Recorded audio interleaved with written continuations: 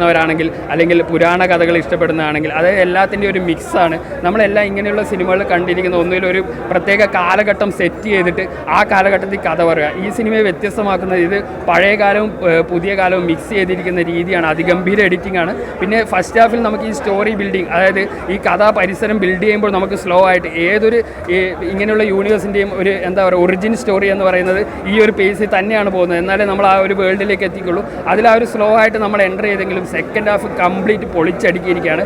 എടുത്തു പറയേണ്ടത് പ്രഭാസിൻ്റെ കൂടെ തന്നെ ഈ പ്രായത്തിലും പെർഫോം ചെയ്തിരിക്കുന്ന അമിതാഭ് ബച്ചൻ്റെയാണ്. പ്രഭാസ് ആ ക്യാരക്ടറിലേക്ക് വരാൻ അല്ലെങ്കിൽ നമ്മൾ ഉദ്ദേശിച്ച ആ ഒരു ഹീറോ ലെവലിലേക്ക് വരാൻ ഒരു സ്ലോ ബിൽഡപ്പ് ആയിരുന്നെങ്കിൽ അമിതാഭ് ബച്ചൻ ആദ്യ സീൻ മുതൽ അദ്ദേഹത്തിൻ്റെ CGI കാണിക്കുന്ന സീൻ മുതൽ ക്ലൈമാക്സ് സീൻ വരെ അതിഗംഭീര സ്ക്രീൻ പ്രസൻസ് കൊണ്ട് അമിതാഭ് ബച്ചൻ നിറഞ്ഞാടിയിരിക്കുകയാണ്. അതുപോലെ തന്നെ വില്ലനായിട്ടുള്ള കമൽഹാസൻ്റെ പെർഫോമൻസും ഇതുപോലെ എടുത്തു വരേണ്ടതാണ്. ആ ശബ്ദവും എനിക്ക് തോന്നുന്നു ഇത് 3Dയിൽ കാണുമ്പോൾ ഇതിനെക്കാട്ടിലും ബെറ്റർ ആയിരിക്കുമെന്ന്. കാരണം CGI ഇത്ര ഗംഭീരമായിട്ട് ഫ്ലോലെസ് ആയിട്ട് യൂസ് ചെയ്ത ഒരു ഇന്ത്യൻ സിനിമ വന്നിട്ടുണ്ടോ എന്ന് സംശയമാണ്. അത്ര ഗംഭീരമായ CGI ആണ്. സെക്കൻഡ് ഹാഫിൽ എനിക്ക് തോന്നുന്നു വളരെ ഒരു 10% മാത്രമേ ഒറിജിനുള്ളൂ. 90% CGI ആണ്. പക്ഷേ നമുക്കൊരു ബിഗ് സ്ക്രീൻ ഒരിക്കലും ഫീൽ ചെയ്യാത്ത രീതിയിൽ അതിഗംഭീരമായ ടെക്നിക്കൽ പെർഫെക്ഷനോട് കൂടിയാണ് ഈ സിനിമ എടുത്തിരിക്കുന്നത്. പിന്നെ എടുത്തു പറയേണ്ട ഒരു ഇതെന്ന് പറഞ്ഞാൽ സെക്കൻഡ് ഹാഫിൽ ബാഹുബലിയുടെ ഗെറ്റപ്പിൽ, അതായത് പുരാണ കഥാപാത്ര ഗെറ്റപ്പിൽ പ്രഭാസ് വരുന്ന സീനുണ്ട്. അത് തിയേറ്റർ പൊട്ടിത്തെറിക്കുന്ന രീതിയിലാണ് ഡയറക്ടർ ആ സാധനം എടുത്തു വെച്ചിരിക്കുന്നത്. അതുപോലെ തന്നെ ദുൽഖർ സൽമാൻ്റെ ഗസ്റ്റ് റോളാണെങ്കിലും വിജയ് ദേവരക്കൊണ്ട ഇങ്ങനെയുള്ള എല്ലാ താരങ്ങളും അവരവരെ അർഹിക്കുന്ന രീതിയിലുള്ള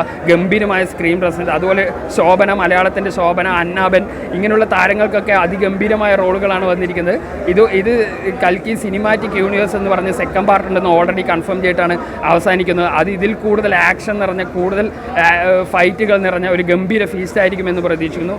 ഒരു മസ്റ്റ് വാച്ച് തിയേറ്റർ മൂവിയാണ് കൽക്കി. കാരണം സയൻസ് ഫിക്ഷൻ മൂവിയിൽ ഇത്രയധികം CGI പെർഫെക്ഷനോടെ വന്ന കംപ്ലീറ്റ് ഫ്ലോലെസ് എന്നല്ല പറയുന്നത്, നമ്മുടെ ഇന്ത്യൻ ബോളിവുഡ് ലെവലിൽ ഏറ്റവും പെർഫെക്ഷനോടെ വന്ന ഒരു കംപ്ലീറ്റ് CGI ഫാൻറ്റസി, എന്താ പറയുക, സയൻസ് ഫിക്ഷൻ, പുരാണ കഥകൾ എല്ലാം മിക്സ് ചെയ്തിട്ടുള്ള ഒരു ഗംഭീര ഫീസ്റ്റായിട്ടാണ് കൽക്കി ഫസ്റ്റ് ഇൻസ്റ്റാൾമെൻറ്റ് കംപ്ലീറ്റ്ലി തൃപ്തിപ്പെടുത്തി. ഫസ്റ്റ് ഹാഫ് നിങ്ങൾ ലോ ആയിട്ട് തോന്നുമെങ്കിൽ പേടിക്കേണ്ട. സെക്കൻഡ് ഹാഫിൽ നിങ്ങൾക്ക് വേണ്ട എല്ലാ സാധനങ്ങളും ഉണ്ട്.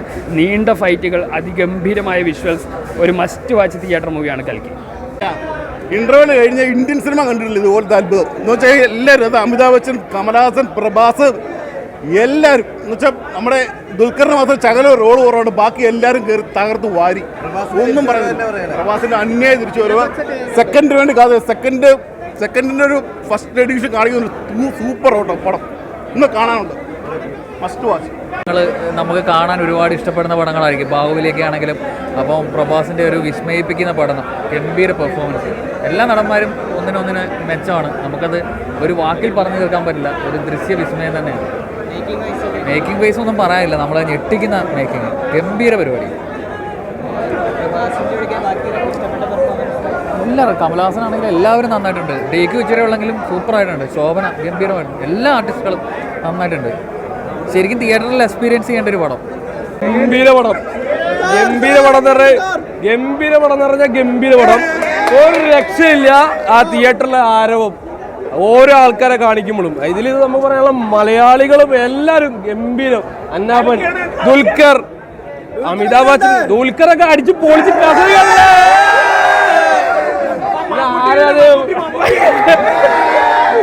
അപ്പൊ പ്രഭാസൊക്കെ തൂത്തുവാരി എന്താ കാണിക്കുന്നത്, അടിച്ച് കസറിയിട്ടുണ്ട്.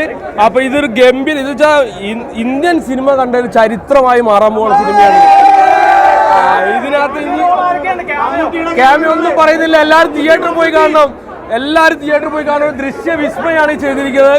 അപ്പൊ എല്ലാവരും പോയി കാണണം. പ്രഭാസിന്റെ ഒരു ഭയങ്കരമായിട്ടുള്ള ഒരു തിരിച്ചുവരവാണിത്. 1000 കോടിയല്ല, അതിൽ കൂടുതലായിരിക്കും. അപ്പൊ പ്രഭാസ് ഇത് കണ്ടിട്ട് നമ്മൾ ഇനി വിളിക്കും. അപ്പൊ എന്തായാലും ഗംഭീര പടമാണ്. എല്ലാവരും തിയേറ്ററിൽ പോയി കാണണം. ഗംഭീരം എന്ന് പറഞ്ഞാൽ ശരിക്കും പറഞ്ഞാൽ 1000 കോടി ഒന്നല്ല, അതിന്റെ മേലെ അടിക്കും ഉറപ്പാണ്. ഗംഭീര പടം, ഒരു രക്ഷയില്ല. സെക്കൻഡ് പാർട്ടിന് വേണ്ടി വെയിറ്റിംഗ് ആണ്. കമൽഹാസനും അമിതാഭ് ബച്ചനൊക്കെ കാണുമ്പോണ്ടല്ലോ ഒരു രക്ഷയില്ല. സെക്കൻഡ് പാർട്ടിൽ ഇനി എനിക്ക് തോന്നുന്നു ഇന്ത്യൻ സിനിമയിൽ എല്ലാവരും വരും. ഇന്ത്യൻ സിനിമയിൽ എല്ലാവരും സെക്കൻഡ് പാർട്ടിൽ ഉണ്ടാവും. Okay thank you.